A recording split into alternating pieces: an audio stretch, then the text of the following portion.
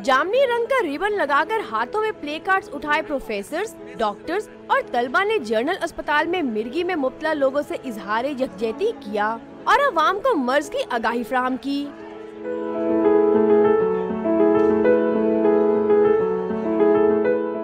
पाकिस्तान में 10 लाख बच्चों समेत 20 लाख अफराद मिर्गी में मुब्तला हैं, जिनमें से 50,000 मरीज मिर्गी का इलाज करवा रहे हैं। टीबी माहिरीन के मुताबिक मिर्गी का दौरा दिमाग में बरकी खलल की वजह से होता है। ये दिमागी खलल पूरे जिस्म पर असरअंदाज होता है। ये काबिल इलाज मर्ज है। 2/3 of these patients they are very well controlled just on drugs। दिमाग के एक गहरे हिस्से के अंदर थोड़ा सा स्कारिंग या श्रिंकेज हो जाती है। डॉक्टर्स ने तजवीज दी है कि मिर्गी का शिकार मरीजों को अताइयों से परहेज करवाना चाहिए। एपिलेप्सी के मरीजों को ये कहना चाहूँगा कि ये जो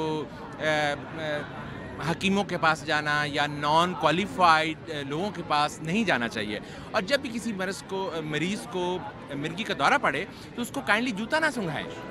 जनरल अस्पताल इंतजामिया का कहना था कि अस्पताल में मिर्गी के मरीजों के इलाज के लिए तमाम सहूलियात मौजूद हैं। कैमरामैन अदनान इकबाल के साथ किंजा मलिक, डॉन न्यूज़, लाहौर।